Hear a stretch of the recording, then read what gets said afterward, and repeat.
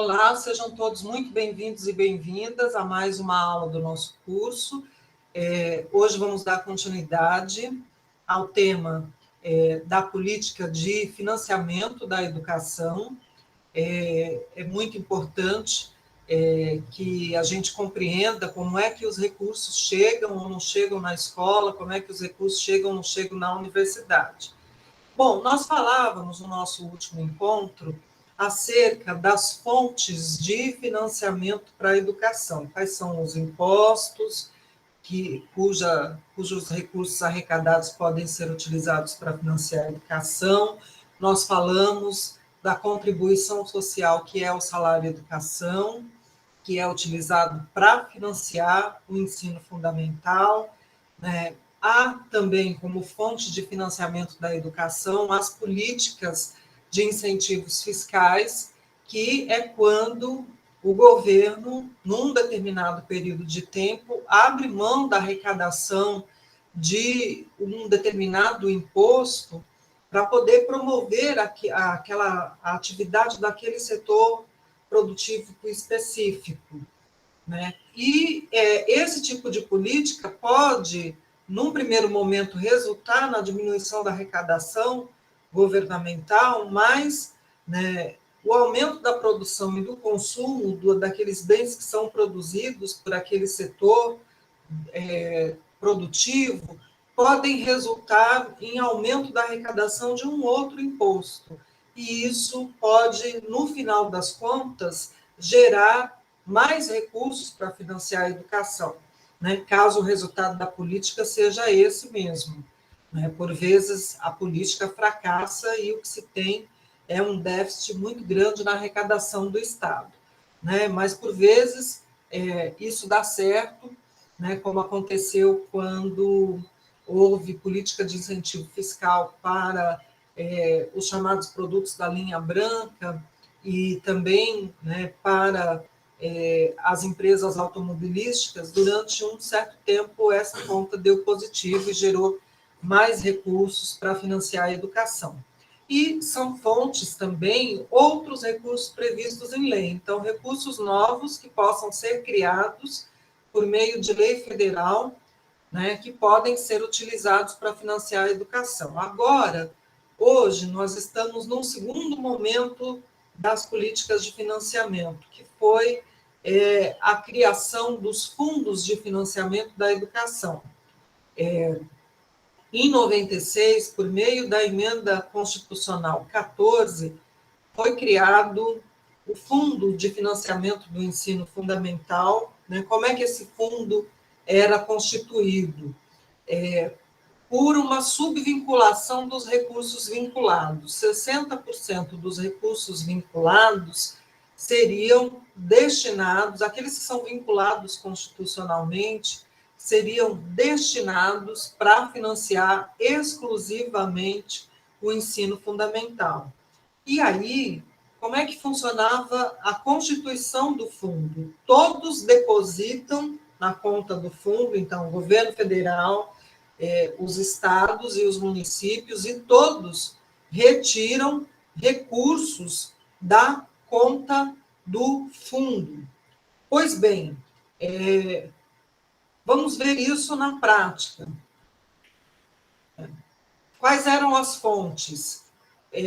Praticamente 15% das receitas governamentais vinculadas, né, também do Fundo de Participação dos Estados, o Fundo de Participação dos Municípios, né, também da arrecadação com o ICMS, dos recursos relativos à desoneração de exportações, com a política governamental federal daquele momento, e também do IPI exportação. A soma de tudo isso era dividida pelas administrações estaduais e municipais, que recebiam mensalmente recursos desse fundo conforme o número de matrículas que tinham no ensino fundamental. Então, quem tinha mais matrículas no ensino fundamental recebia mais recursos para financiar a educação.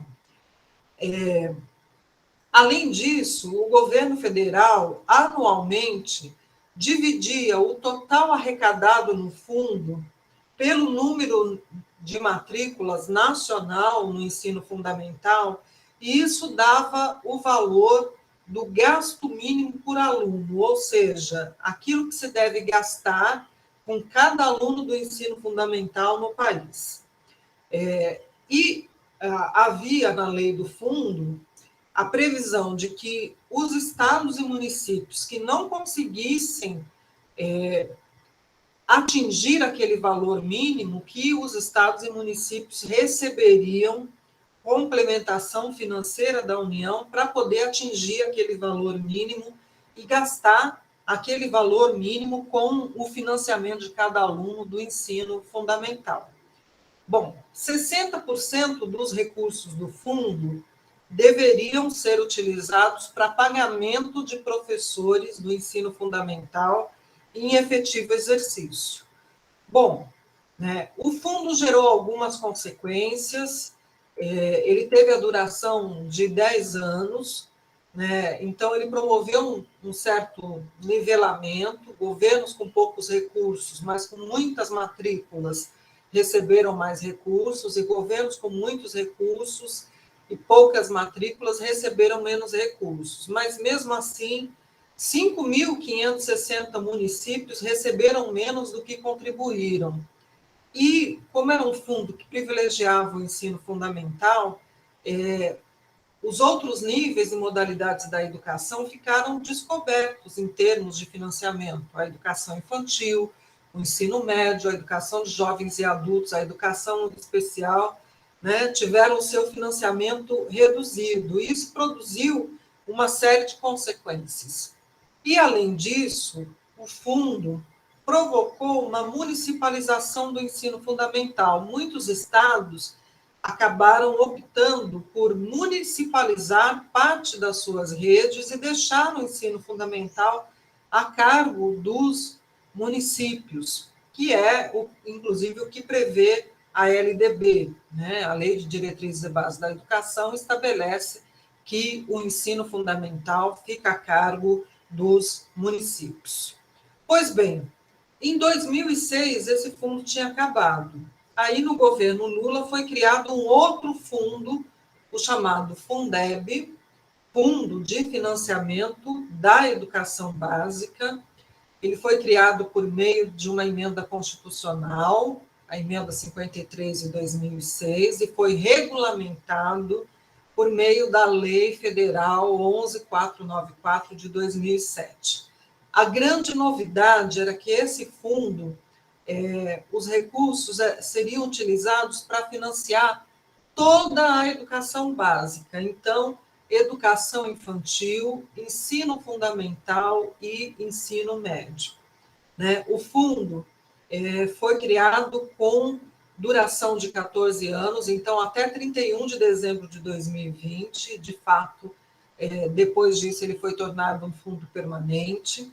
Ele foi constituído nos mesmos moldes, dos impostos, entravam o ICMS, o Fundo de Participação dos Municípios, o Fundo de Participação dos Estados, o IPI Exportação, o ITBI dos Estados, o IPVA e também o Imposto Territorial Rural. 20% dessa arrecadação, dessas fontes, deveriam ser destinados a compor o fundo.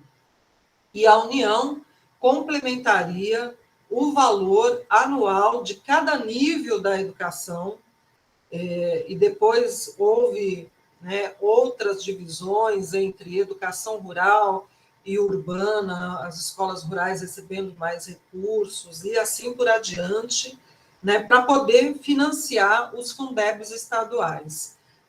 Então, o Fundeb é administrado, os valores recebidos é administrado pelos estados, que fazem, por sua vez, também a distribuição para os municípios.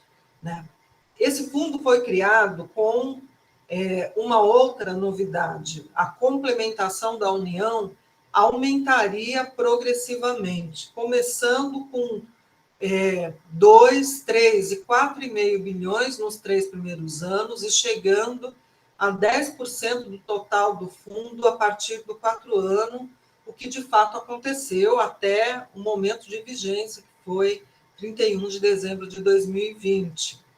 Né?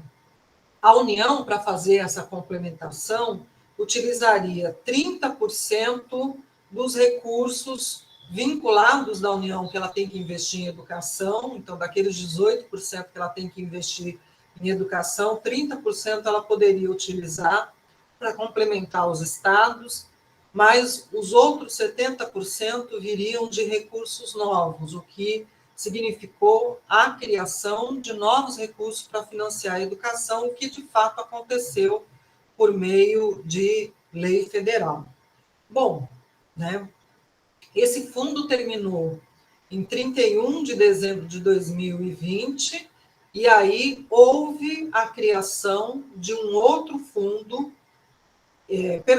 a tornação, o Fundeb foi tornado um fundo permanente por meio da uma emenda constitucional, a emenda constitucional 108. Nós vamos falar dela, mas vamos falar também da emenda constitucional 95 de 2016, que é a emenda do congelamento de investimentos. Então, na próxima parte da aula, nós falamos desses 2 temas importantíssimos. Até lá.